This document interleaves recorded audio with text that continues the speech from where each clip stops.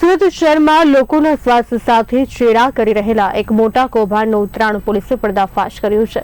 શહેરના મોટા વરાછાથી outer ring road તરફ આવેલા એક ગોડાઉનમાં બ્રાન્ડેડ કંપની એરિયલના નામે ડુપ્લિકેટ પાવડર બનાવીને વેચવામાં આવતો હોવાની ચોંકાવનારી વિગતો સામે આવી છે।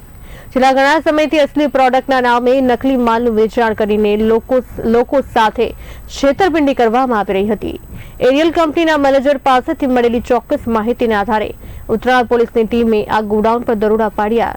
પોલીસની આ કાર્યવાહીમાં સ્થળ પરથી મોટી માત્રામાં ડુપ્લિકેટ પાવડર, તેલના ખાલી ડબ્બા, કંપનીના લોગોવાળા સ્ટીકરો અને પેકિંગ બોક્સ સહિતનો મુદ્દામાલ ઝડપાઈ ગયો છે।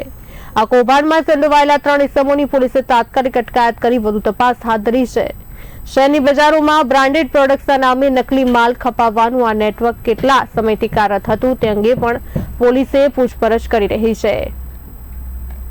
આ સાથે વધુ માહિતી આપવા માટે અમારા સંવાદદાતા રશ્મિ રાણા જોડાઈ ચૂક્યા છે। રશ્મિજી, સુરતમાં સ્વાસ્થ્ય સાથે ચેડા કરતે એક મોટો કૌભાંડ બહાર આવ્યો છે, શું છે વધુ વિગત? નકલી પ્રોડક્ટ બનાવવાનું જે કૌભાંડ હતું તે સામે આવેલું છે। ઉત્તરાયણ પોલીસ સ્ટેશનની હદમાં મોટા વરાછા આઉટર રિંગ રોડ તરફનો જે રોડ છે ત્યાં એક ગોડાઉનમાં જે નકલી પ્રોડક્ટ બનાવવાની જે ફેક્ટરી ચાલતી હતી જેમાં ઉત્તરાયણ પોલીસે રેડ કરીને આ જે રેકેટ ચાલતું હતું તેનો પર્દાફાશ કર્યો છે। જે બ્રાન્ડેડ કંપનીના નકલી જે શેમ્પુ તેમજ જે વોશિંગ પાવડર બનાવવાનું આ રેકેટ ચાલી રહ્યું હતું। જે બ્રાન્ડેડ કંપની જે કેશ કિંગ શેમ્પુ અને એરિયલ વોશિંગ પાવડર જે છે તેને નકલી પ્રોડક્ટ બનાવવાનું અહીં ફેક્ટરી ધમધમતી હતી। મહત્વની વાત એ છે કે છેલ્લા ઘણા સમયથી આ ફેક્ટરી ચાલી રહી હોવાનું પણ સામે આવેલું છે।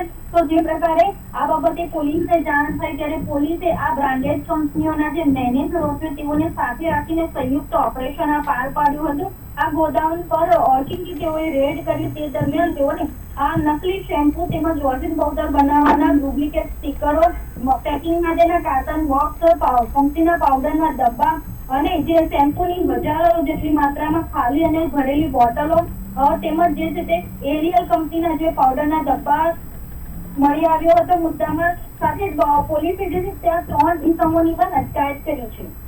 જી રશ્મિજી, પોલીસે ગોડાઉનમાં તપાસ કરતા ત્યાંથી કેશ કિંગ શેમ્પૂની હજારો ખાલી અને ભરેલી બોટલો પણ હતી। એરિયલ કંપનીના પાવડરના ડબ્બા મળી આવ્યા છે, ડુપ્લિકેટ સ્ટીકરો તેમજ પેકિંગ માટેના કાર્ટન બોક્સ મળી આવ્યા છે। તો આ લોકો ગ્રાહકોને અસલ અને નકલનો ભેદ ખબર ન પડે તે રીતે આબેહૂબ પેકિંગ કરી મટીરિયલ તૈયાર કરીને બજારમાં સપ્લાય કરવાનું આયોજન કરતા હતા। પોલીસે ઘટના સ્થળેથી રશ્મિજી લાખો રૂપિયાની કિંમતનો નકલી મુદ્દામાલ કબજે કરી લીધો છે। કેટલા ઇસમો ત્યાંથી પકડાયા છે? ત્યાંથી 3 ઇસમોની અટકાયત કરવામાં આવેલી છે। તો જે આ લોકો જે છે તે કેટલા સમયથી અહીંયા રેકેટ ચલાવી રહ્યા હતા, તો હાલ સુધી તેઓએ ક્યાં આ વેચાણ કર્યું છે, કેટલી માત્રામાં વેચાણ કર્યું છે તે બાબતે પણ પોલીસ દ્વારા તપાસ કરવામાં આવી રહી છે। જી રશ્મિજી, અમારી સાથે જોડાવા બદલ આપનો આભાર।